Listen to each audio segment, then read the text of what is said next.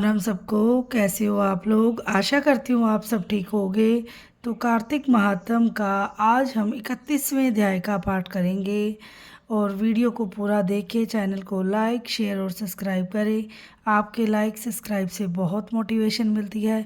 जो भी चैनल पे नए हैं सब्सक्राइब करना बिल्कुल ना भूलें और बेल आइकन को ज़रूर प्रेस करें ताकि मेरी वीडियो की नोटिफिकेशन आप तक पहुंच सके। तो चलो हम 31वें अध्याय का पाठ प्रारंभ करते हैं। भगवान श्री कृष्ण जी बोले, प्राचीन काल में उज्जैन में एक महापापी और दुरात्मा धनेश्वर नामक ब्राह्मण रहता था। वह रस, चमड़ा और कंबल आदि का व्यापार करता था। वह वेश्यागामी और मद्यपान आदि बुरे कर्म करता था। चूंकि वह रात दिन पापरत रहता था, इसीलिए वह व्यापार में नगर नगर घूमता था। एक दिन महिषमतीपुरी जो राजा महिष ने बसाई थी, इसीलिए वह राजा के नाम से विख्यात थी।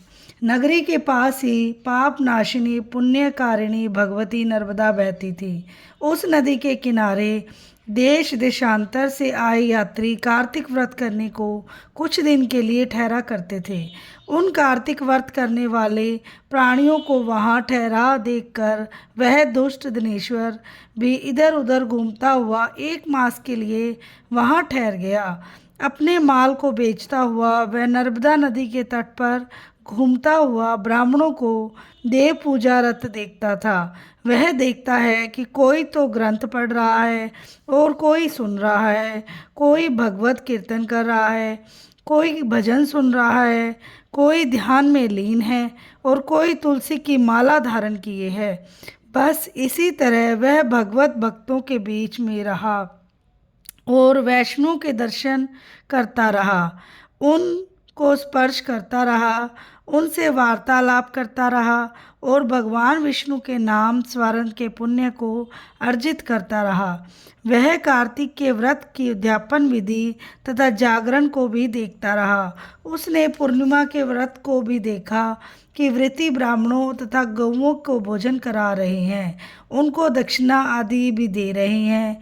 उसने नित्य प्रति भगवान शंकर की प्रसन्नता के लिए होती दीपमाला भी देखी। त्रिपुर नामक राक्षस के तीनों पुर को शंकर जी ने इसी तिथि को जलाया था। इसीलिए शिव जी के भक्त इस तिथि को दीप उत्सव मनाते हैं। जो मनुष्य मुझ में और शंकर जी में अंतर मानता है, उसकी सारी क्रियाएं निष्फल हो जाती है। धनेश्वर वहाँ की पूजा विधि देखता हुआ इधर उधर घूम रहा था कि उसने काले सर्प ने काट लिया और वह भूमि पर गिर पड़ा।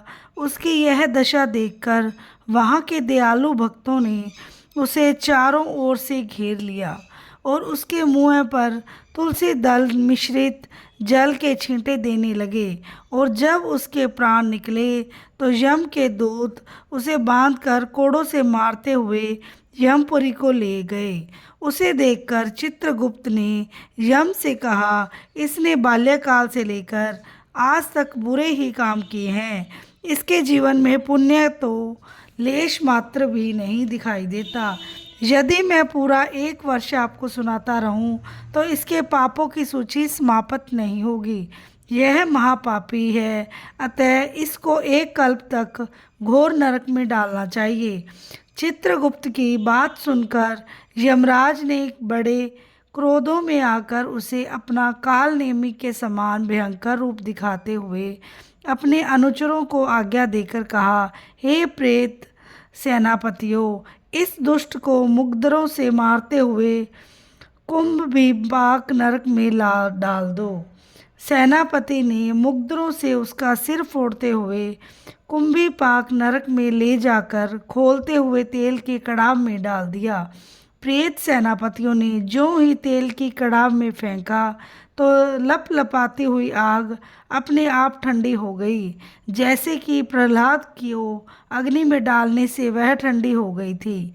यह विचित्र घटना देखते प्रेत सेनापतियों ने यमराज के पास जाकर सब हाल कहा। यमराज भी आश्चर्यचकित हो धनेश्वर को अपने पास बुलाकर स्थिति पर विचार करने लगा।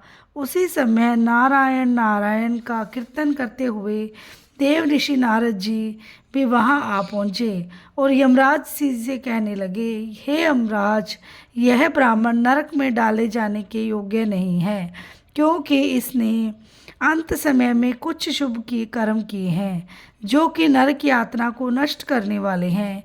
जो लोग भगवत भक्त का दर्शन करते हैं, उनसे वार्तालाप करते हैं, उनको स्पर्श करते हैं, चाहे उन्होंने कोई पुण्य कर्म न किया हो, सहज में ही स्वर्ग के अधिकारी हो जाते हैं। अतः धनेश्वर भी पुण्य आत्माओं के संग व स्पर्श से स्वर्ग का अधिकारी हो गया है।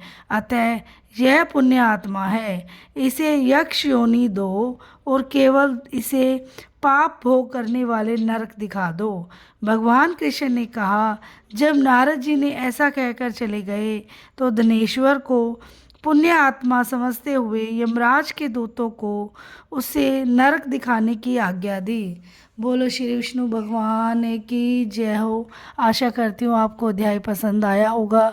अगर मुझसे कोई गलती हो तो मुझे क्षमा करना और वीडियो को लाइक, चैनल को सब्सक्राइब करना बिल्कुल ना भूलें। चलो कीर्तन करते हैं। श्रीमन नारायण नारायण नारायण भजमन नारायण नारायण नारायण जप मन नारायण नारायण नारायण लक्ष्मी नारायण नारायण नारायण श्रीमन नारायण नारायण नारायण जप मन नारायण नारायण नारायण श्रीमन नारायण नारायण नारायण लक्ष्मी नारायण नारायण नारायण। और जिसको अध्याय पसंद आया कमेंट बॉक्स में श्रीमन नारायण नारायण ज़रूर लिखें। राधे राधे।